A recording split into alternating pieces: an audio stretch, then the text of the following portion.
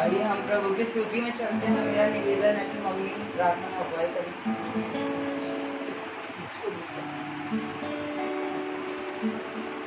धन्यवाद धन्यवाद धन्यवाद खुदावन, इस समय इस घड़ी इस पल के लिए हम आपको धन्यवाद देते हैं कि आपने फिर हमें जिंदगी में जिंदा रखा खुदावन, और हम एक साथ इकट्ठे होकर के आपकी स्तुति वंदना करने वाले हो सके। इसके लिए हम आपको धन्यवाद देते हैं। दिन भर के अनुग्रह के लिए, दिन भर की आशीष और बरकतों के लिए, सिखा के लिए प्रभु हम आपको धन्यवाद देते हैं। विनती करते हैं प्रभु, इस समय जब हम परिवार के लोग यहाँ स्तुति वंदना कर रहे हैं प्रभु, और जो लोग हमसे जुड़े हैं, जो इस लाइव प्रोग्राम को देख रहे हैं, सब पर भी आपकी आशीष हो प्रभु।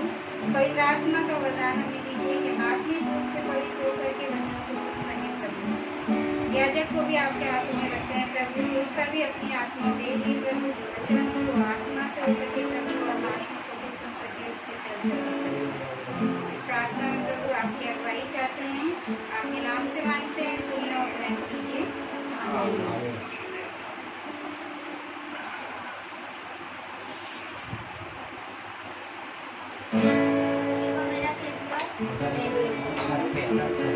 सभी को मेरा प्रेज़ द लॉर्ड। जैसा कि परमेश्वर का वचन कहता है, दूर में मुझे आगे पीछे घेर रखा है। उसने हम लोग को आगे पीछे घेर रखा है, और हम लोग जो भी काम करेंगे वो हमारे आगे पीछे घेर रहे हैं।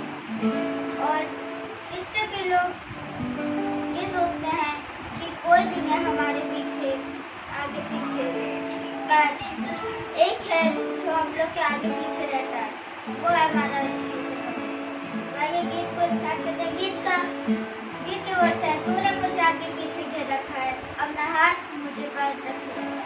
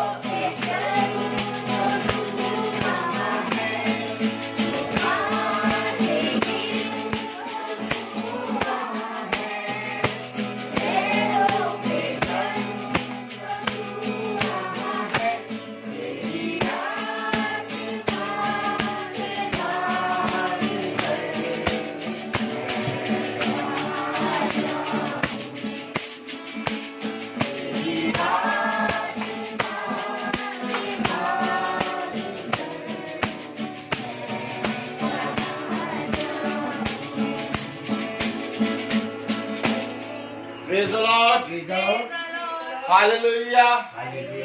आइए हम एक बार गीत गाएंगे। Praise the Lord. हालेलुया। सच में दाऊद कहता है तेरी आत्मा से भागकर मैं कहाँ जाऊं। Praise the Lord. और क्योंकि हम उसकी आत्मा से भाग के कहीं नहीं जा सकते, क्योंकि कहीं पर भी जाए उसकी दृष्टि सदा हम पर लगी रहती है। Praise the Lord. तो आइए हम सब मिलकर प्रभु को धन्यवाद देंगे।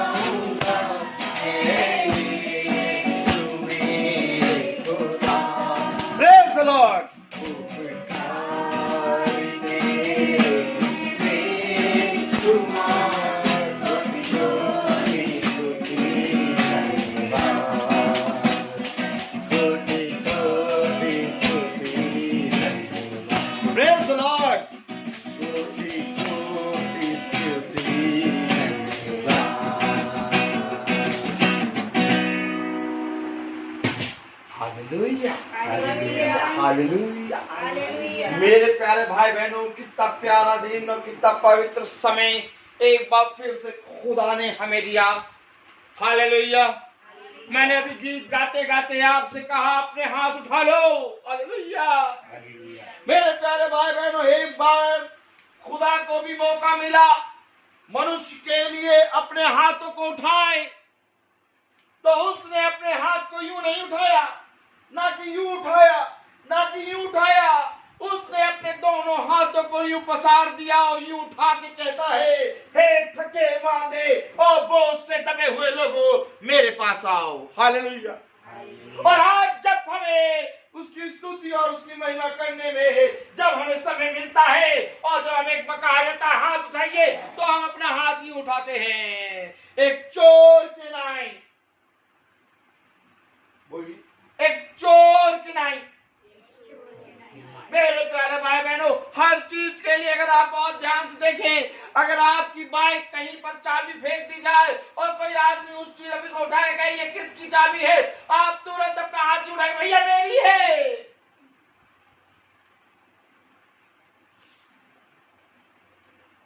आपका 50 रुपए कहीं गिर जाए और कोई जना उठा के कहे ये 50 रुपए किसका है, आप कहेंगे भैया मेरा है। लेकिन जब खुदा के नाम पे आपको हाथ उठाने का मौका मिलता है, तो आपके हाथ नजर नहीं आते। मैं समझ नहीं पा रहा हूं कि किस रीति से आप परमेश्वर के वचन में बैठे हैं, आप किस रीति से परमेश्वर को अपना आधार मानते हैं, आपकी दृष्टि किस रीति से परमेश्वर की ओर लगी रहती है। क्योंकि यदि आपकी दृष्टि परमेश्वर की ओर लगी रहती, यदि सच में आपका आधार परमेश्वर होता और यदि सच में आपकी भूख परमेश्वर होता, तो जैसे ही तुम्हें भोजन मिलता वैसे ही तुम उछलते। खुदा कलाम कहता है, लंगड़े हिरन की नाई उछलने लगे। ताली बजाओ।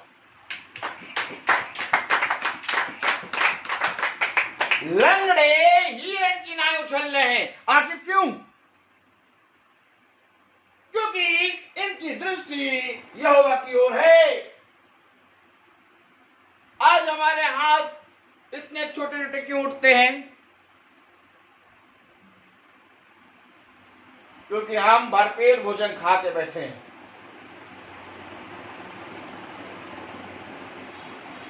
अभी आपसे किसी से कह दिया जाए, लो भैया एक प्लेट भोजन खा लो, आप नहीं खाएंगे, कोई नहीं खाएगा इस समय, तो सब अभी खा पी के बैठे हैं। लेकिन आपको ये मालूम होना चाहिए, इसी समय बहुत से लोग भूख के मारे मर रहे हैं।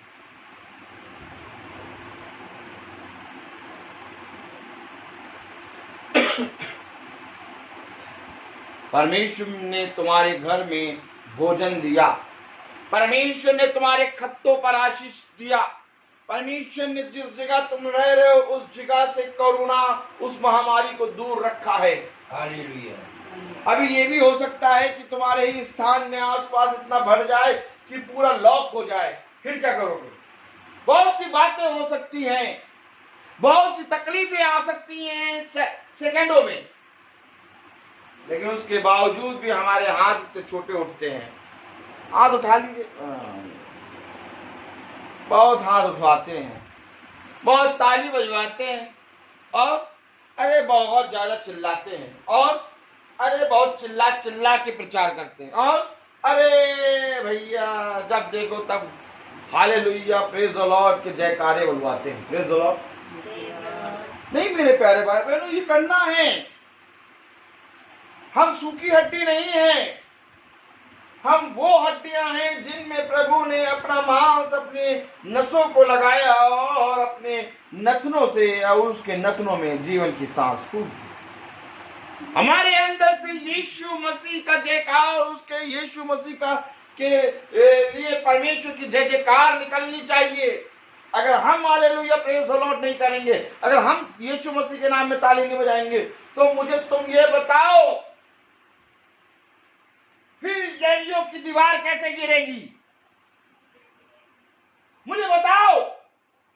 उसने कुछ लोगों से कहा कि तुम जो 6 दिन इस यरीहो की दीवार के चारों ओर चक्कर काटना, और 7वें दिन, 6ठे दिन तुम कस के चिल्लाना। हालेलुया।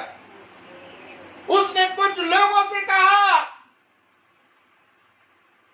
बहुत से लोग हैं पृथ्वी पे, लेकिन उसने कुछ लोगों से कहा कि तुमको ये काम करना है। आज हमको ही जयकार लगाना है, आज हमको ही यीशु मसीह के नाम में हालेलुया प्रेज द लॉर्ड कहना है। तब लोग पूछेंगे हालेलुया क्या है?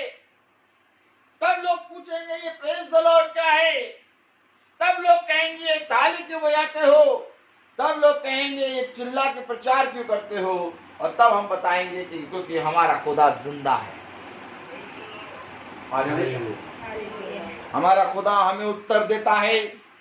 हमारा खुदा प्रतिदिन हम पर दृष्टि बनाए रखता है।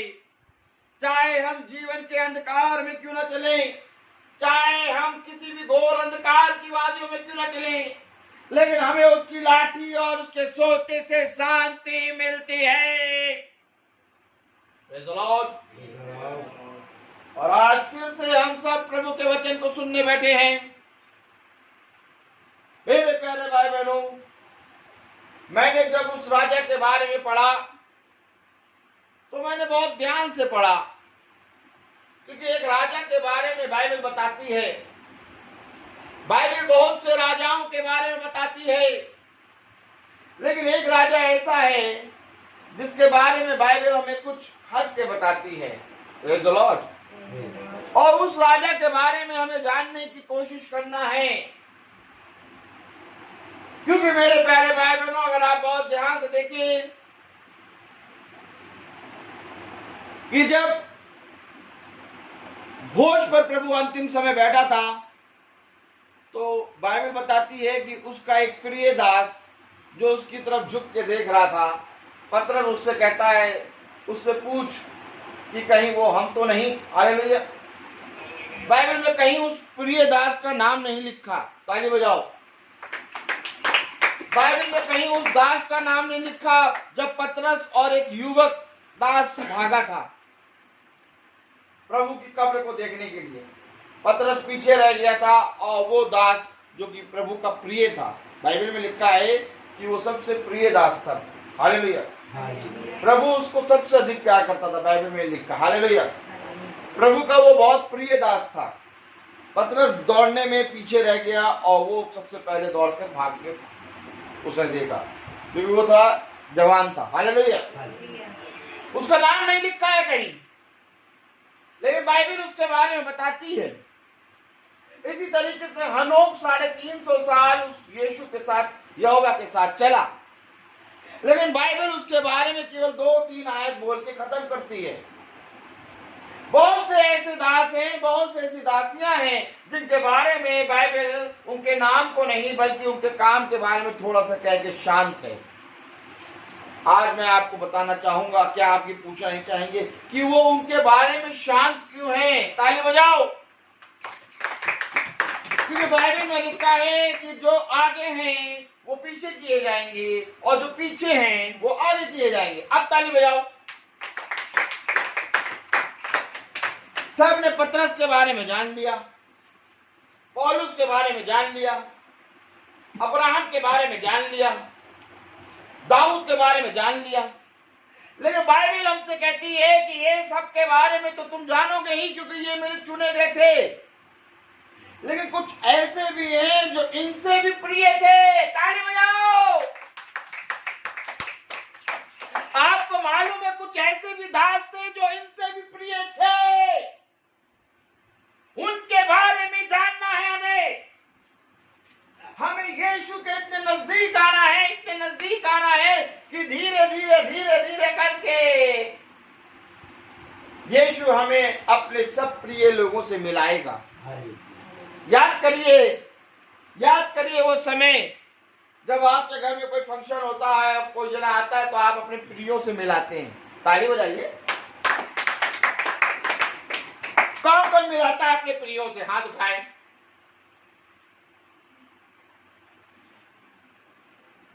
सब जने, जब कोई फंक्शन होता है, कुछ ऐसा होता है, तो सब जने कहते हैं ये मेरी बेटी है, ये मेरा बेटा है, मेरी एक ही पत्नी है। हालेलुया। सब जने मिलाते हैं। Praise the Lord. सब जने अपने प्रियों से मिलाते हैं। हालेलुया। इसी तरीके से यीशु भी, जब आप यीशु के नजदीक जाएंगे तो यीशु भी अपने प्रियों को एक एक करके आपके सामने लाके रखेगा। हालेलुया। इसी तरीके से यीशु भी अपने प्रियों से मिलाएगा। खुदा का कलाम कहता है ये मेरे प्रिय हैं। ताली बजाओ। खुदा का कलाम कहता है ये मेरे प्रिय हैं, ये मेरे अभिषिक्त है, इन्हें मैंने चुना है। जो मेरे अभिषिक्तों को छूता है वो मुझे, मेरी आग की पुतली को छूता है। ताली बजाओ। कलाम हमें क्या बता रहा है? तो जब खुदावन हमें बताता है कि ये मेरे प्रिय है, ये मेरे अभिषिक्त है, इन्हें मैंने बहुत चित्त लगा के बनाया है। मुझे तुम बताओ कि जब बाइबल इतना बोलती है उनके प्रिय के बारे में, तो जब कोई व्यक्ति परमेश्वर के नजदीक आएगा तो क्या खुदा अपने प्रियों से नहीं मिलाएगा? ताली बजाओ।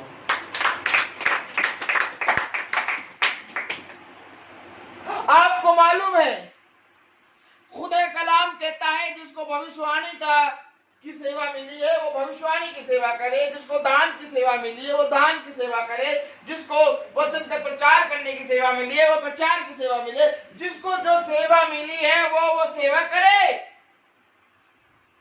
और जितने खुदा के प्रिय हैं उन सब के अंदर खुदा ने अपना एक एक स्वभाव डाला है। ताली बजाओ। जितने खुदा के अभिषिक्त हैं खुदा ने सबके अंदर अपना एक एक स्वभाव डाला है, एक एक राय का तिनका डाला है। और जब ये सब मिलते हैं तो एक बीज बनता है, एक पेड़ बनता है, और वो पेड़ का नाम है कि मैं हूं दाखलता और ये हैं डालियां। ताली बजाओ। हालेलुया। तब खुदा कहता है ये हो नहीं सकता कि तुम दाखलता से मिलो और डालियों से ना मिलो।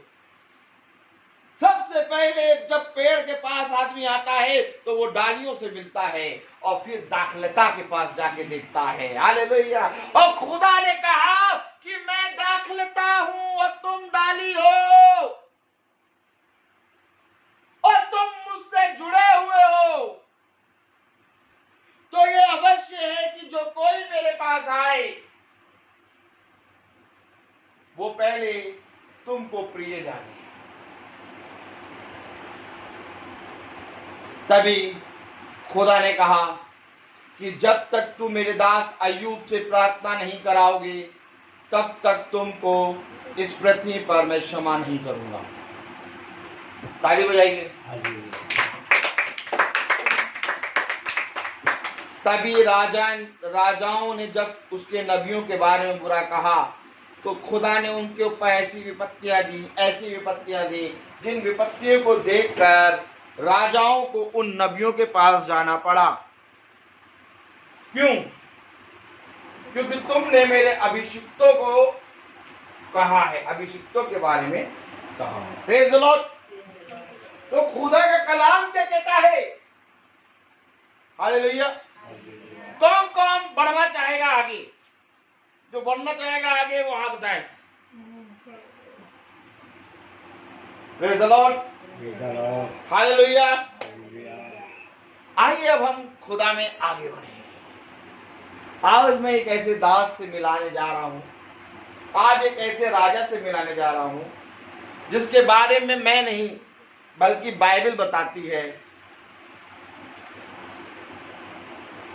कि इसके समान राजा ना कोई था, ना कोई है और ना कोई होगा। कौन राजा है? बाइबल बता रही है कि इस राजा के समान न कोई था। मेरे साथ बोलो, इस राजा के समान इस राजा के समान ना कोई था, ना कोई था, ना कोई है ना कोई है और ना कोई होगा। और ना कोई होगा। सोचो, बाइबल में एक राजा है जिसके बारे में बाइबल ये बता रही है, और बाइबल में ही एक राजा है जिसके बारे में बाइबल कहती है कि मेरे मन के मुताबिक एक शख्स मिल गया है, राजा दाऊद। लेकिन इस दाऊद से भी बढ़कर है ये राजा। ताली बजाओ। अरे भैया, हम लोग डालियों को ये हिलाते हैं ना और देखते हैं कि एक डाली तो अंदर छुपी हुई है, उसमें एक बड़ा फल लगा हुआ है। याद करो जब अमरूद तोड़ने जाते थे, याद करो अमरूद जब तोड़ने जाते थे तो एक बहुत बड़ी डाली लगी रहती थी, उसमें कोई फल ही नहीं रहता था, लेकिन उसको पकड़ के जब नीचे करते थे तो छोटी वाली डाली में बड़ा वाला अमरूद। ताली बजाओ, ये वही डाली है। हालेलुया। राजा दाऊद तो बड़ा बड़ी डाली लेके खड़ा है। हालेलुया। लेकिन राजा दाऊद के अंदर से बगल से निकला है एक और राजा। Praise the Lord. सोचिए, सुलेमान ने जो गलतियां करी, मेरे साथ बोलो, राजा सुलेमान ने जो गलतियां करी, सुलेमान ने जो गलती की, उस राजा ने उन गलतियों को ठीक कर। उस राजा ने सोचो, सुलेमान को 2 बार खुदा की वाणी सुनाई दी और खुदा ने उसके बारे में कहा, इसके समान बुद्धि ना किसी के पास थी, ना है, ना होगी। इतना बुद्धिमान मनुष्य ने जो गलती करी, उस गलती को इस राजा ने ठीक करा। ताली बजाओ। कलाम हमें बहुत अच्छा बताता है। हालेलुया। क्या है, धन्य है वे जो वचन के भूखे हैं, प्रेज़ द लॉर्ड, क्योंकि वो यहोवा के दर्शन को दिखेंगे। Praise the Lord. पता नहीं लगता नहीं कि लॉकडाउन है। हालेलुया। कितना आनंद रहता नहीं। हालेलुया। प्रति भोर हमें एक नई आशा रहती है कि हाँ, हमारा खुदा हमें एक नया जीवन दे रहा है। हालेलुया। Praise the Lord. मेरे प्यारे भाई बहनों, कलाम हमें क्या बता रहा है अगर हम बहुत ध्यान से देखें। हालेलुया। बहुत ध्यान से देखें, राजा दाऊद के बारे में कहा कि मेरे मन के मुताबिक एक शख्स मुझे मिल गया। हालेलुया। इस राजा दाऊद से भी बढ़कर इस राजा ने काम किया। ये राजा ऐसा है। हालेलुया। आइए हम खोलें, प्रेज़ द लॉर्ड, हम लोग सब दूसरा राजाओं और उसका 22वां अध्याय। और मैं आपसे एक निवेदन करूंगा कि इस राजा को ना भूलना। इस राजा के बारे में भी केवल 2-3 अध्याय लिखे हैं। Praise the Lord. इस राजा को ना भूलना। हालेलुया। जिस तरह तुम दाऊद को स्मरण रखते हो, जिस तरह तुम सुलेमान को भी स्मरण रखते हो, जिस तरह तुम बड़े बड़े राजाओं को स्मरण रखते हो। हालेलुया। मैं तुमसे सच कहता हूं, इस राजा को भी स्मरण रखना। क्योंकि जब मैंने इस राजा के बारे में पढ़ा तो मेरे रुए खड़े हो गए हाथों के। Praise the Lord. मैंने कहा, इतना ज्यादा राजा ये प्यार करने वाला खुदा को। हालेलुया। अगर हम दूसरा राजाओं उसका 22वां अध्याय खोलें और उसकी पहली और दूसरी आयत पढ़ें तो क्या लिखा है, कस के पढ़िएगा। योशिया राज्य करने लगा, तब वह 8 वर्ष का था और यरूशलेम में 31 वर्ष तक राज्य करता रहा। उसकी माता का नाम यलीदा था, जो अदाया की बेटी थी। उसने वह किया जो यहोवा की दृष्टि में ठीक है, और जिस मार्ग पर उसका मूल पुरुष दाऊद चला, ठीक उसी पर वह भी चला, और उसने ना तो दाहिनी ओर और ना बाईं ओर मुड़ा। देखिए, ये राजा है, राजा योशिया। कौन सा राजा है ये राजा योशिया है, जिसके बारे में अभी बाइबल बता रही है स्टार्टिंग में कि वो राजा दाऊद के समान चला। अभी राजा दाऊद के समान बता रही है, और ना बाएं मुड़ा ना। देखिए, अभी इतना खोल रही है भेद इसके बारे में। अभी आप इसके आगे पढ़ेंगे तो आप पूरा क्लियर हो जाएगी पिक्चर। राजा दाऊद के समान खुदा ने कहा अपने वचन में कि मुझे मेरे मन के मुताबिक एक शख्स, कितना शख्स मिला है? एक शख्स मेरे मन के मुताबिक। और अभी यहाँ बाइबल बता रही है कि राजा दाऊद के समान। हालेलुया। यानी कि राजा दाऊद की टक्कर लेना कोई मामूली बात नहीं है। और राजा दाऊद के समान बाइबल बता रही है कि उसके समान में ये है। हालेलुया। यहीं से आप समझ लीजिए कि ये कितना ज्यादा खुदा के प्रति ईमानदार है।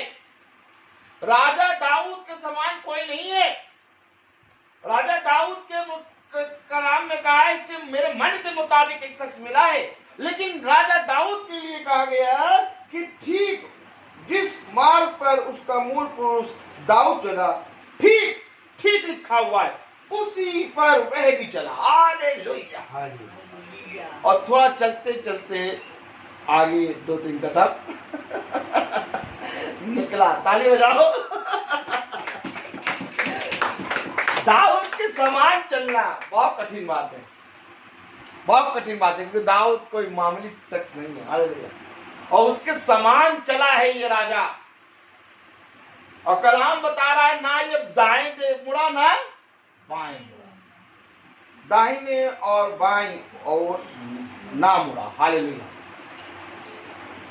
ये बाइबल गवाही दे रही है उसके बारे में। अब हम चलें, बढ़े आगे। Praise the Lord. कलाम में क्या लिखा है अगर बहुत ध्यान से देखें, 3री आयत से पढ़ना शुरू करें। अपने राज्य के 18वें वर्ष में राजा योशिया ने असल्याह के पुत्र शापान मंत्री को, जो मशुल्लाम का पोता था, यहोवा के भवन में यह कहकर भेजा, हिल्किय्याह महायाजक के पास जाकर कहे कि जो चांदी यहोवा के भवन में लाई गई है और द्वारपालों ने प्रजा से इकट्ठी की है, उसको जोड़कर उन काम करने वालों को सौंप दे जो यहोवा के भवन के काम पर मुखिया हैं। फिर वह उसको यहोवा के भवन में काम करने वाले कारीगरों को दे दे कि उसमें जो कुछ टूटा फूटा हो उसकी वे मरम्मत करें, अर्थात बढ़इयों, राजमिस्त्रियों और संगत रासों को दे, और भवन की मरम्मत के लिए लकड़ी और गड़े हुए पत्थर मोल लेने में लगाए। परंतु जिनके हाथ में वे चांदी सौंपी गई उनसे हिसाब ना लिया गया, क्योंकि वे सच्चाई से काम करते थे। हालेलुया। जब ये और आगे बढ़ा तो इसने कुछ चांदियों दिया और उसको पूरा बेच कर उसको पूरा वो भवन को सुलेमान ने बनाया था, उसमें जितना टूटा फूटा था उसको मरम्मत करने के लिए भिजाया। हालेलुया। क्योंकि जब राजा दाऊद मरा और फिर सुलेमान ने भवन बनाया, उसके बाद से वो भवन क्या होने लगा, टूटने लगा। बहुत लोग आए, उसको लूटा पार्टी करी। लेकिन फिर एक राजा आया, राजा योशिया, जिसने उस भवन की क्या कराई, मरम्मत करवाई। Praise the Lord. अब 8वीं आयत पढ़िए, देखिए क्या है हिसाब किताब। हिल्किय्याह महायाजक ने शापान मंत्री से कहा, मुझे यहोवा के भवन में व्यवस्था की पुस्तक मिली। ताली बजाओ। भैया ऐसा नहीं हो सकता कि उसके भवन जाओ और कुछ मिले ना। राजा के मन में ये बात आई कि उसके भवन को क्या कराए, मरम्मत करवाए।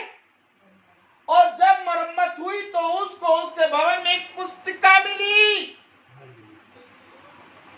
अगर तुम खुदा के भवन में जाओगे तो यह अवश्य है कि तुमको भी एक पुस्तक मिलेगी। ऐसा हो नहीं सकता कि तुम्हें पुस्तक ना मिले, क्योंकि खुदा का कलाम भविष्यवाणी करता है। प्रकाशित वाक्य में कहता है कि इस भविष्यवाणी की पुस्तिका को बंद मत करो। यह पुस्तक तुम्हें मिलेगी। जिस तरह से वो भवन में गया उसको पुस्तक मिली, यहां से उसका काम और शुरू हो गया। आज तुम प्रार्थना में बैठे हो, आज तुम एक पुस्तक को लेके बैठे हो। ये वही पुस्तक है जो योशिया को जब भवन में मरम्मत करवाने वालों को भेजा तो हिल्किय्याह महायाजक के मंत्री को एक पुस्तक मिली, और आज वो तुम्हें ऐसे ही मिल रही है। ताली हो।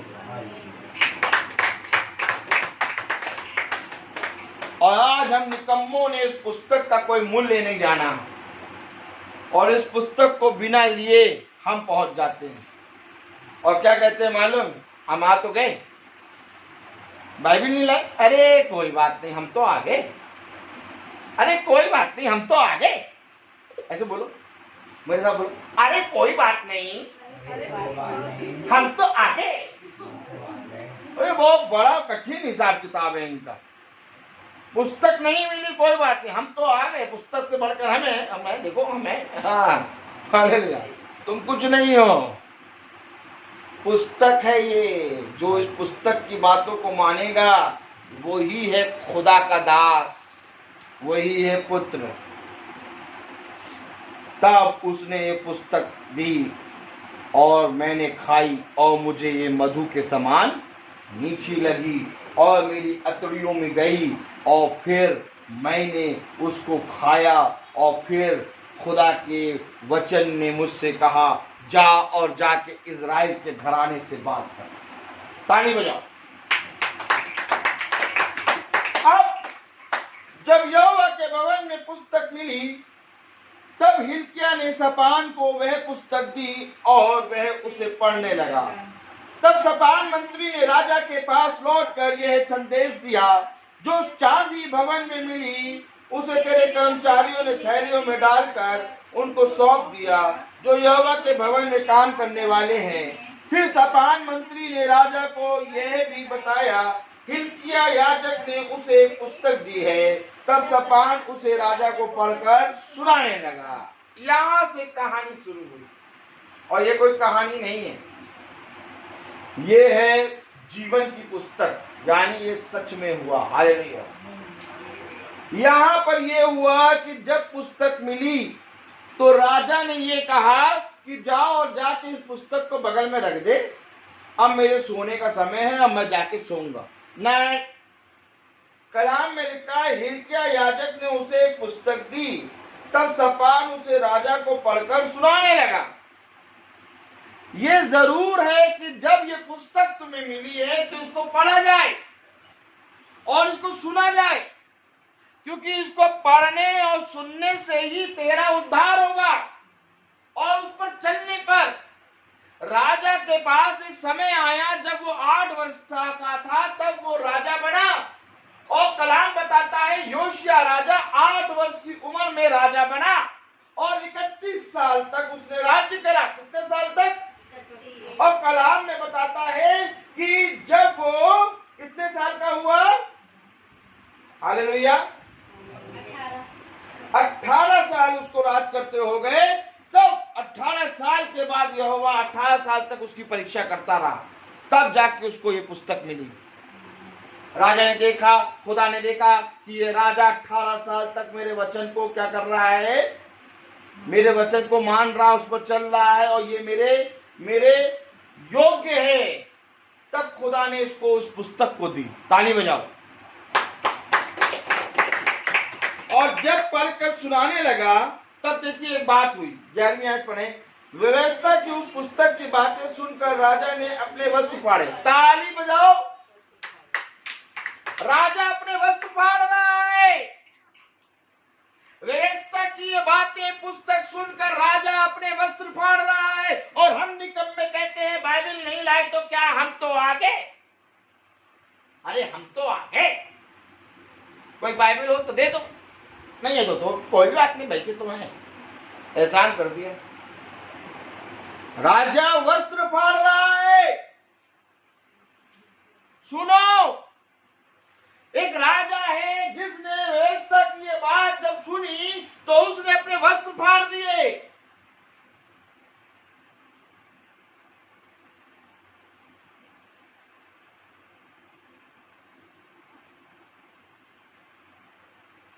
कलाम बता रहा है व्यवस्था की उस पुस्तक की बातें सुनकर राजा ने अपने वस्त्र फाड़े।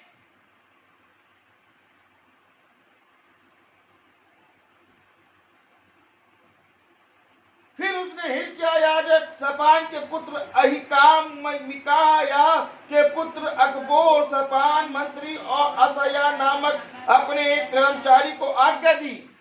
जब वस्त्र फाड़े तो उसने अपने कर्मचारी को आज्ञा दी।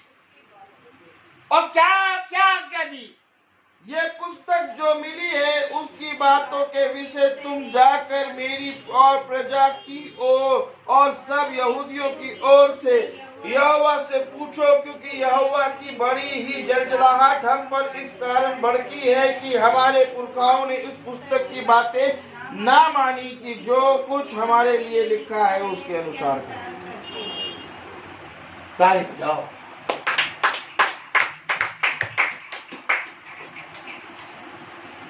ये पुस्तक की बातें सुनकर उसने अपने कर्मचारी को एक आज्ञा दी कि जाओ और जाकर सारी प्रजा और हर एक जने को बताओ कि हमारे नहीं, जाके प्रजा की और सब यहूदियों की ओर से यहोवा से पूछो, क्योंकि यहोवा की बड़ी ही जलजलाहट हम पर इस कारण भड़की है कि हमारे पुरखाओं ने इस पुस्तक की बातें ना मानी कि जो कुछ हमारे लिए लिखा है उसके अनुसार करते।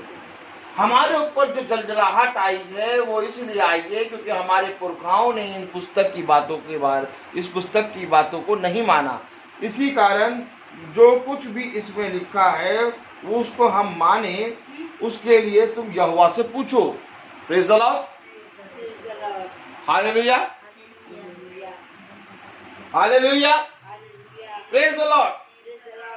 उसने कहा कि जाओ और जाके तुम यहोवा से प्रार्थना करो और उससे पूछो। हालेलुया,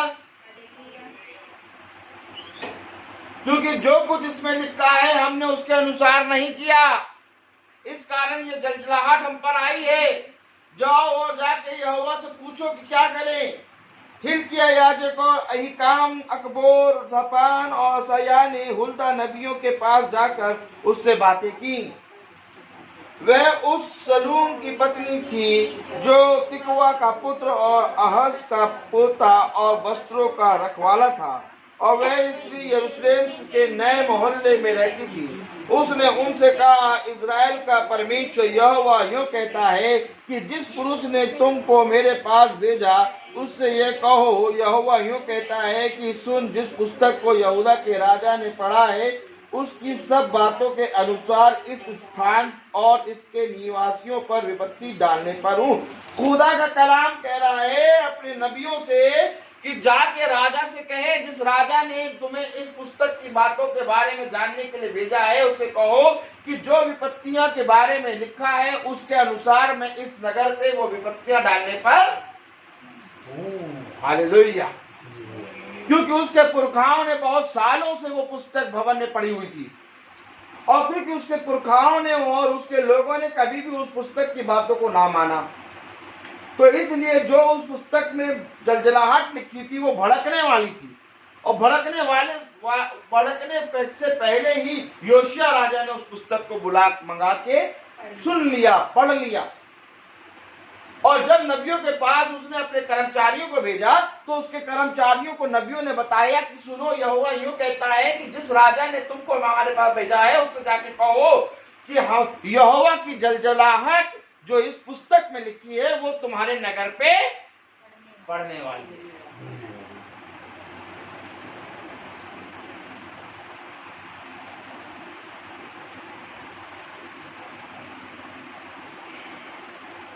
अगर घर का मुखिया यहोवा की ओर दृष्टि कर ले तो घर के सारे लोग बच जाएंगे, और यदि घर का मुखिया ही यहोवा की बात ना माने तो उसके कारण जितने घर के सदस्य हैं वो सब नष्ट हो जाएंगे।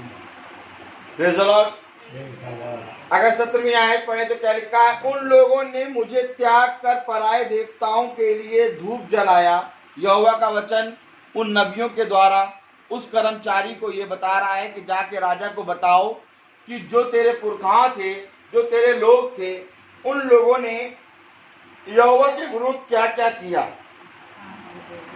उन लोगों ने मुझे त्याग कर पराये देवताओं के लिए धूप जलाया और अपनी बनाई हुई सब वस्तुओं के द्वारा मुझे क्रोध दिलाया है। इस कारण मेरी जलजलाहट इस स्थान पर भड़केगी और फिर शांत ना होगी। परंतु यहूदा का राजा जिसने तुम्हें यहोवा से पूछने को भेजा है, परंतु लग गया। उनसे जाके कहो कि उन लोगों ने बहुत जलजलाहट दिखाई है मुझे।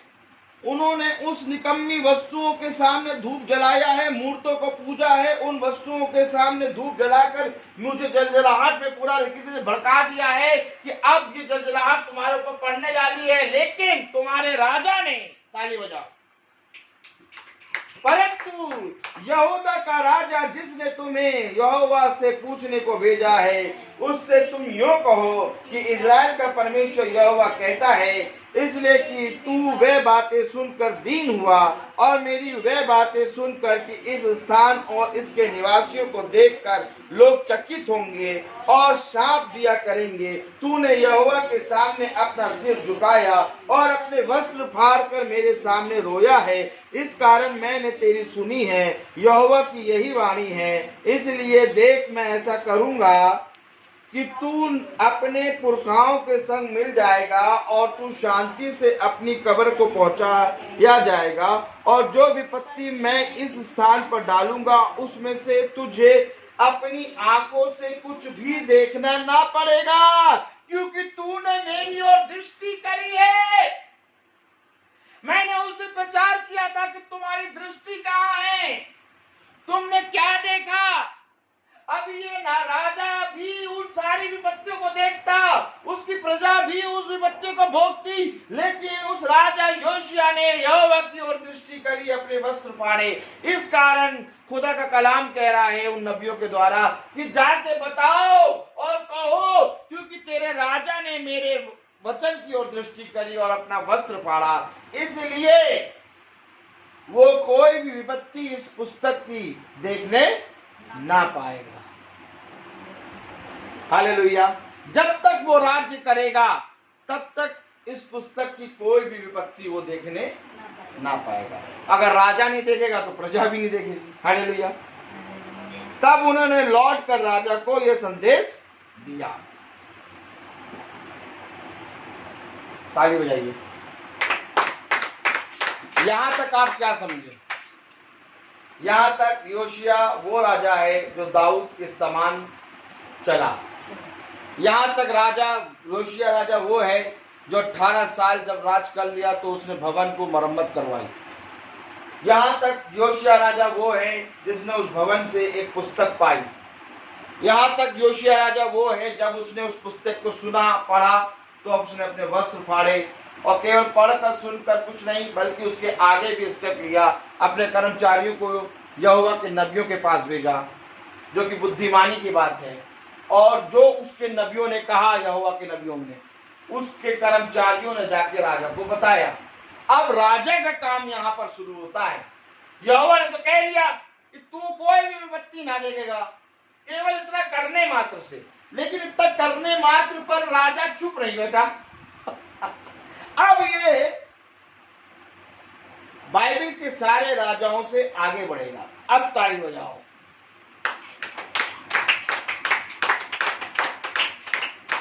समझ में आ रहा? कुछ नहीं। पूरी प्रजा पे विपत्ति आने वाली थी। वचन बता रहा है कि सारी जलजलाहट भड़कने वाली थी, लेकिन राजा ने बुद्धिमानी का काम किया कि इस पुस्तक की बातों को सुना और उस पर चित्त लगाया, और ऐसा करने से उसकी प्रजा और उसका नाश ना हुआ, बल्कि जब तक वो राज्य करेगा कोई विपत्ति ना देखेगा। अब इसके आगे राजा ने वो काम किया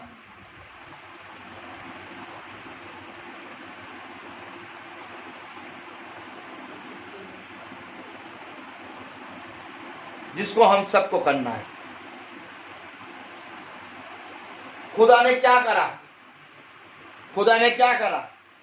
भैया हमारे पास तो कुछ भी नहीं था, लेकिन जब हमने खुदा को पूछा, खुदा के पास आए, तो खुदा ने हमें भैया सब कुछ दे दिया। अच्छा बहन, सब कुछ आपको मिल गया? आओ भैया, सब कुछ मिल गया। वो परसों की मीटिंग में आप नहीं आए थे, वो भैया काम बहुत था। अच्छा वो पिछले संडे भी नहीं आए थे आप? वो बच्चा रो रहा था। अच्छा परसों आएंगे आप? अरे परसों तो भैया उस 4:30 बजे स्कूल से आएंगे। अभी क्या कह रही थी?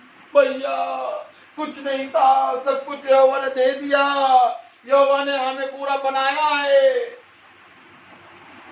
राजा को अब ये बात मालूम हो गई कि अब कोई विपत्ति नहीं देखनी है। राजा को बात ये मालूम हो गई कि अब प्रजा बच गई है, अब मैं जब तक जीवित रहूंगा कोई विपत्ति नहीं देखूंगा। लाओ खाओ पिए ऐश करें। जब कोई बीमार होता है, आता है, वचन सुनता है और चंगा हो जाता है, और फिर वो अपने उन्हीं कामों में लग जाता है, फिर कभी वचन सुनने नहीं आएगा। लेकिन ये राजा ने कुछ अलग काम किया। Praise the Lord, hallelujah. ये राजा ने कुछ अलग काम किया। Praise the Lord, hallelujah. ये राजा ने काम क्या किया? Praise the Lord, hallelujah. चले हम राजा की ओर देखें कि क्या काम किया। Praise the Lord, hallelujah, praise the Lord, hallelujah. राजा ने यहूदा और यरूशलेम के सब पुरनियों को अपने पास बुलाकर इकट्ठा किया। Praise the Lord. तब राजा यहूदा के सब लोगों और यरूशलेम के सब निवासियों और याजकों और नबियों वरन छोटे बड़े सारी प्रजा के लोगों को संग लेकर यहोवा के भवन में गया। उसने जो वाचा की पुस्तक यहोवा के भवन में मिली थी उसकी सब बातें सुनकर उनको पढ़कर सुनाई।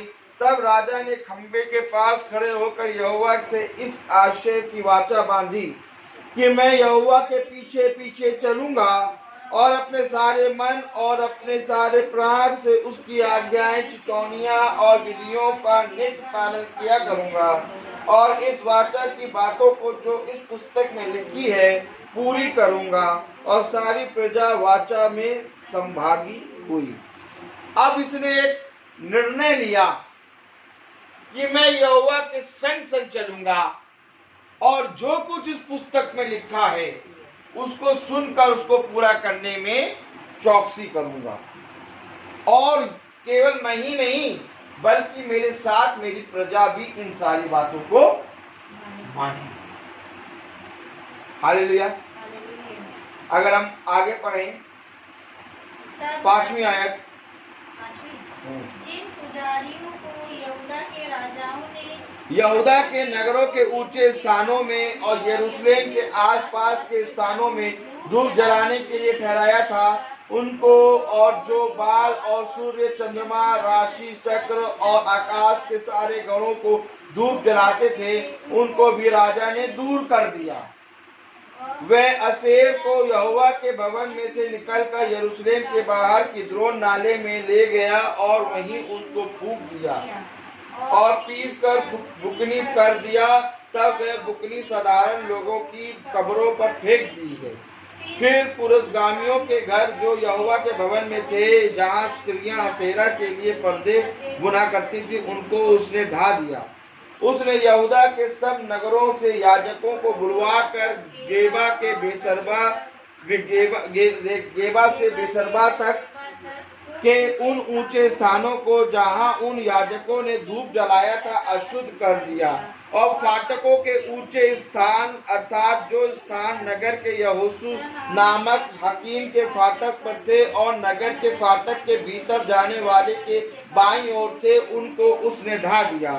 तो भी ऊंचे स्थानों के याजक यरूशलेम के यहोवा की वेदी के पास ना आए। वे अख़मीरी रोटी और भाइयों के साथ खाते थे। फिर उसने तोपेत को जो हिनोम वंशियों की सराई में था अशुद्ध कर दिया, ताकि कोई अपने बेटे या बेटी को मोलेक के लिए आग में होम करके ना चढ़ाए। जो घोड़े यहूदा के राजाओं ने सोदे को अर्पण करके यहोवा के भवन के द्वार पर नतमेलेक नामक खोजे की बाहर की कोठरी में रखे थे, उनको उसने दूर किया और सूर्य के रथों को आग में फूंक दिया। आहाज की अटारी की छत पर जो वेदियां यहूदा के राजाओं की बनाई हुई थी और जो वेदियां मनसेसेक ने यहोवा के भवन के दोनों आंगनों में बनाई थी, उनको राजा ने ढाढ़स पीस डाला और उनकी बुकनी किद्रोन नाले में फेंक दी। जो ऊंचे स्थान इजराइल के राजा सुलेमान ने यरूशलेम के पूर्व की ओर और बिकारी नामक पहाड़ी के दक्षिण और अस्तोरेत नामक सिदोनियों की घिनौनी देवी और कामोस नामक मोआबियों के घिनौने देवता और मिल्कोम नामक अमोनियों के घिनौने देवता के लिए बनवाए थे, उनको राजा ने अशुद्ध कर दिया। देखिए सुलेमान ने भी कितनी घिनौनी वस्तुएं बना के रखी थी, उनको भी उसने तोड़ के अशुद्ध किया। अब वो सफाई में लग गया है। ताली बजाओ। केवल सुन के बैठा नहीं, कि खुदा ने मुझ पर विपत्ति नहीं दी, अब मैं जब तक रहूंगा विपत्ति ने। उसने कहा अब खुदा जो कह रहा है इस पुस्तक में वो मैं करूंगा। और शुरू क्या किया उसने? सारे नगर यरूशलेम हर जगह जाकर उसने क्या ऊंचे नीचे जितने भी देवी देवता बाल देवता थे सबको नष्ट करके बुकनी बना के राख बना के फूक डाला। यहाँ तक कि जो सुलेमान ने राजा ने जो बनाया था, क्या क्या बनाया देखो, उसको भी फूका। हालेलुया। घिनौने देवता और मिल्कोन नामक अमोनियों के घिनौने देवता के ये बनवाए थे। सुलेमान राजा ने भी जो गलती करी थी उसको भी उसने करेक्ट करा। हालेलुया। और कलाम में आगे पढ़े तो क्या लिखा है? उसने लाठों को तोड़ दिया और असेर को काट डाला और उनके स्थान मनुष्यों की हड्डियों से भर दिए, उन मनुष्यों की जो इन सारे कामों को करने में आगे रहते थे। फिर बेतेल में जो वेदी थी और जो ऊंचा स्थान नबात के पुत्र यारोबाम ने बनाया था, जिसने इजराइल से पाप कराया था, जिसने उस वेदी और उस ऊंचे स्थान को उसने ढा दिया और ऊंचे स्थान को फूंक कर बुकनी कर दिया और असेरा को फूंक दिया। इसके बारे में भविष्यवाणी की गई थी योशिया में। तब योशिया ने मुड़कर वहां के पहाड़ की कब्रों को देखा और लोगों को भेजकर उन कब्रों से हड्डियां निकलवा दी और वेदी पर जलवा कर उसको अशुद्ध किया। किस वेदी पर? जहां पर वो अपने देवी देवताओं को पूजा करते थे, वहां पर उसने कब्रों से हड्डियां निकलवाई, उन हड्डियों को उस वेदी पे जला के उस वेदी को अशुद्ध किया। उसने केवल वहां तक नहीं रुका, मतलब उसको एकदम मलिन अशुद्ध करा उस चीजों को। हालेलुया। ये यहोवा के उस वचन के अनुसार हुआ जो परमेश्वर के उस भक्त ने पुकार के कहा था, जिसने इन्हीं बातों की चर्चा की थी। तब उसने पूछा, जो खंबा मुझे दिखाई पड़ता है वे क्या है? तब नगर के लोगों ने उससे कहा, वे परमेश्वर के उस भक्त जन की कब्र है जिसने यहूदा से आकर इसी काम की चर्चा पुकार कर की थी जो तूने बेतेल के वेदी से किया था। उसने उनकी हड्डियों को निकाल के उसकी वेदियों पर क्या किया? अशुद्ध किया। हालेलुया। तब उसने कहा, उसको छोड़ दो, उसकी हड्डियों को कोई ना हटाए। किसकी? जिस नबी ने भविष्यवाणी की थी। तब उन्होंने उसकी हड्डियां उस नबी को की हड्डियों के संग जो सोमरोन से आया था रहने दी। फिर ऊंचे स्थान के जितने भवन सोमरोन के नगरों में थे, जिनको इजराइल के राजाओं ने बनाकर यहोवा को रीस दिलाई थी, जिन भवनों को बना के उन सबों को योशिया ने गिरा दिया और जैसा जैसा उसने बेतेल में किया था वैसा वैसा उनसे भी किया। उन ऊंचे स्थानों के जितने याजक वहां थे उन सबों को उसने उन्हीं वेदियों पर बलि किया और उन पर मनुष्यों की हड्डियां जलाकर यरूशलेम को लौट गया। हालेलुया। और अगर आगे पढ़ें, राजा ने सारी प्रजा के लोगों को आज्ञा दी, इस वाचा की पुस्तक में जो कुछ लिखा है उसके अनुसार अपने परमेश्वर यहोवा के लिए फसह का पर्व मनाओ। मानो राजा ने इसके साथ साथ आज्ञा भी दी कि जो कुछ इस पुस्तक में लिखा है उसके अनुसार चलो, उसके अनुसार पर्व मनाओ। कौन सा पर्व मनाओ? फसह का पर्व। हालेलुया। निश्चय ऐसा फसह ना तो न्यायियों के दिनों में माना गया था जो इजराइल का न्याय करते थे, और ना इजराइल या यहूदा के राजाओं के दिनों में माना गया था। कलाम में देखो अब एक बात आई, निश्चय वो पर्व उस समय ना न्यायियों के दिनों में माना गया ना इजराइलों के दिनों में, यानी कि वैसा पर्व जो उसने मनवाया वो आज तक कभी नहीं मनवाया गया। हालेलुया। इतना ज्यादा उसने काम किया, उसने सारा अपना जीवन इन घिनौनी चीजों को जो राजाओं ने करी थी नष्ट करने में लगा दिया। और कलाम में लिखा है कि जो पर्व मनाया गया फसह का, उसने जैसा मनाया अभी तक कोई किसी ने नहीं मनाया। हालेलुया। बल्कि जिन्होंने ये पर्व मनाने की क्रिया शुरू करी, निश्चय ऐसा फसह ना तो न्यायियों के दिनों में माना गया था जो इजराइल का न्याय करते थे। बताओ, सोचो, ये योशिया राजा वो राजा है जिसने परमेश्वर को अपना मूल आधार माना। और अगर आगे पढ़े, फिर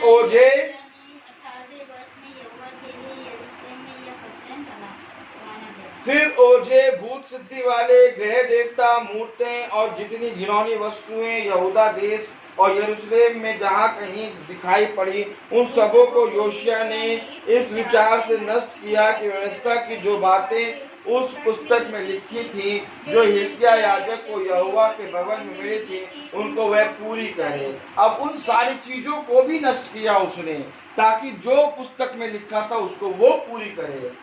अब कलाम क्या बता रहा है? उसके तुल्य ना तो उससे पहले कोई ऐसा राजा हुआ और ना उसके बाद ऐसा कोई राजा उठा जो मूसा की पूरी व्यवस्था के अनुसार अपने पूर्ण मन और पूर्ण प्राण और पूर्ण शक्ति से यहोवा की ओर फिरा हो। क्या कलाम कह रहा है? उसके समान ना तो पहले कोई ऐसा राजा हुआ, पहले कोई ऐसा राजा हुआ यानी राजा दाऊद भी हुआ था, उसके समान ना तो कोई पहले ऐसा राजा हुआ और ना उसके बाद ऐसा कोई राजा उठा जो मूसा की पूरी व्यवस्था के अनुसार अपने पूर्ण मन और पूर्ण प्राण और पूर्ण शक्ति से यहोवा की ओर फिरा। वो ऐसा फिरा कि कलाम उसके बारे में बता रहा है कि उसके समान ना तो कोई ऐसा राजा हुआ और ना उसके बाद कोई उठा ऐसा राजा जो पूरे मन से यहोवा की ओर फिरा।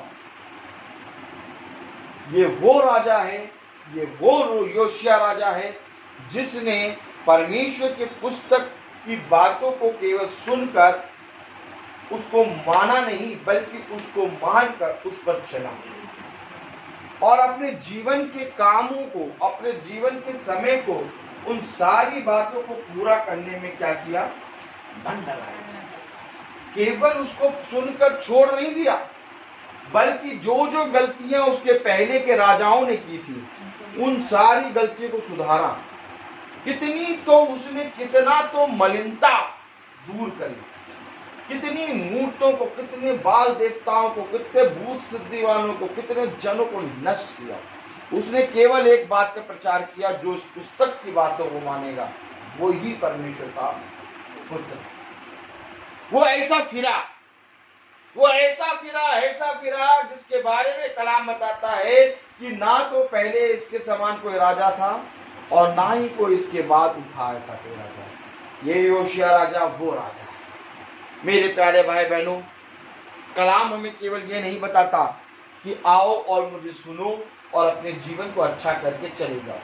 कलाम हमें ये बताता है, आओ और सुनो और अपने जीवन को नया करो, और नया करने के बाद जो कुछ भी मैंने इस पुस्तक में कहा है उसको पूरा करने में चौकसी करो। अब तुम्हें वो काम करना है जो काम इस पृथ्वी पर गलत हो रहे हैं, उन कामों को प्रचार करके ठीक करना है। हालेलुया। राजा योशिया ने वही काम किया। बाइबल हमें इसी तरीके से बहुत सी बातों के बारे में बताती है। यहाँ तक कि बाइबल ये भी बता रही है कि जिन घिनौनी चीजों को राजा सुलेमान ने बना दिया था, जो उसने यहोवा की 2 बार वाणी सुनी, यहाँ तक कि जो सुलेमान बुद्धिमान था, जो सबसे बुद्धिमान था, जिसकी बुद्धि को देखने के लिए सीबा की रानी आई थी, जिसके बारे में सीबा की रानी ने कहा जो कुछ मैंने सुना वो कुछ भी नहीं था, तो उससे बहुत बढ़कर है, उस राजा की गलतियों को भी योशिया राजा ने ठीक करा। क्यों? क्योंकि मेरे प्यारे भाई बहनों, ये राजा की तरफ फिरा और आज हमें फिरना है।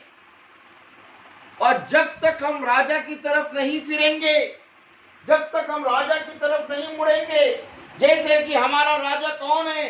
यहोवा। वो हमारा राजाओं का राजा है। जिस तरह योशिया राजा उसकी ओर फिरा, आज हमें भी यहोवा की ओर फिरना है। आज हमें भी खुदा की उन आज्ञाओं, शिक्षाओं को मानना है और उनको पूरा करने में अपनी चौकसी करनी है। खुदा का कलाम कहता है, तेरा सारा परिश्रम व्यर्थ ही व्यर्थ मानो हवा को पकड़ने जैसा है। धन्य वे जो मेरे वचन में परिश्रम करते हैं। तूने जो कुछ भी सुना है उसको सुनकर उसको पूरा कर। केवल ये ना कर कि मीटिंग खत्म हो, ठंडा रूह अफ़ज़ा पी के और जो कुछ सुना उसको भी ठंडा कर दे, बल्कि जो तूने सुना है उसको पूरा करने में चौकसी कर। आज मेरे प्यारे भाई बहनों, मुझे बहुत खेदित मन से कहना पड़ रहा है कि जब परमेश्वर के वचन खत्म होता है, जब परमेश्वर का वचन हम लोग सुनकर खत्म करते हैं और उसको पढ़ के मीटिंग खत्म होती है, तो बहुत से लोग खाने पीने में उस खाने पीने की चीजों के बारे में वाहवाही करने लगते हैं। बहुत से लोग कहते हैं भैया आप टीवी लगा दो, भैया आप ये कर दो। अरे थोड़ी देर बैठ के जो वचन हुआ है इतने घंटों, उसको थोड़ा सा स्मरण कर लो, थोड़ा सोच लो कि एक राजा हुआ जो फिरा। अरे थोड़ा स्मरण करके उसको याद कर लो। नहीं तो जैसे ही खाने पीने का सामान आएगा, मीटिंग खत्म हुई, वैसे ही वो सारी चीजें जो फल हमें मिला, जो बीज मिला, वो ठंडा रूह अफ़ज़ा और सब खाने में और टीवी की न्यूज देखने में, वो सारा जितना फल था वो सब पक्षी आया चुप हो गया। जितनी शांति से बैठ के हम वचन सुनते हैं, जैसे ही वचन खत्म होता है उतनी तेज चिल्ला के हम बात करते हैं। शैतान ताकि ये चाहता है कि जो कुछ भी तुमने प्रार्थना में सुना वो तुम्हारा सब व्यर्थ हो। भला तो तब ये होता कि जब मीटिंग खत्म हो तो 10-15 मिनट 10 मिनट चुपचाप बैठे रहो और बाइबल को लेके प्रार्थना करो, खुदा से प्रार्थना करो, खुदा जो तूने मुझे सुनाया, आज जो कुछ भी वचन में सुनाया, हाँ मैं इस योग्य नहीं था, हाँ मैंने गलती करी है खुदा। जिस तरह योशिया राजा तेरे वचन पे चला, जिस तरह उसको भवन में एक पुस्तक मिली और जैसे उसने उस पुस्तक को सुना वैसे उसने अपने वस्त्र फाड़े। आज मैं भी अपने वस्त्रों को, अपने हृदय को फाड़ के तेरे पास आता हूँ खुदा। जिस तरह से योशिया राजा के बारे में कहा गया कि ना इसके समान कोई राजा था और ना है और ना होगा, वैसे ही खुदा मैं भी तेरे बारे में अपने जीवन से मैं भी यही चाहता हूँ कि मेरे जीवन से भी तेरे लिए सदा यही बात निकले कि मैं भी एक ऐसा दास बनूं जिसके बारे में कहा गया, क्या ये धन्य है वे दास जो परमेश्वर की ओर दृष्टि करते हैं। लेकिन मेरे प्यारे भाई बहनों, शैतान ने हमें इस रीति से भड़का रखा है कि जैसे ही मीटिंग खत्म होती है तमाम किस्म की बातें शुरू हो जाती हैं। ऐसा लगता है कि अभी मीटिंग में बैठे ही नहीं थे। Praise the Lord. थोड़ी देर शांति का वातावरण बनाए रखा करिए, थोड़ी देर शांति से प्रार्थना करते रहा करिए, थोड़ी देर अपने मुंह को बंद रखा करिए, थोड़ी देर उन बातों को स्मरण रखा करिए जिन बातों को आपने सुना। अगर आप थोड़ी सी भी देर उन बातों को स्मरण रखेंगे तो वो आपके लिए 100 गुना आशीष का फल लाएगा। हालेलुया। तो मेरे प्यारे भाई बहनों, मेरा यही निवेदन है कि जब तुम परमेश्वर के वचन को सुनो तो अपनी भूमि को कठोर ना कर लो, बल्कि अपनी भूमि को समतल करो, ताकि वो जो बीज परमेश्वर का वचन है और जब तुम्हारे ऊपर डले तो वो तुम्हारे लिए 100 गुना आशीष का कारण बने। हालेलुया। तो आइए हम प्रार्थना में चलेंगे और मेरा निवेदन है कि सैमुअल प्रार्थना में अगुवाई करें। हालेलुया।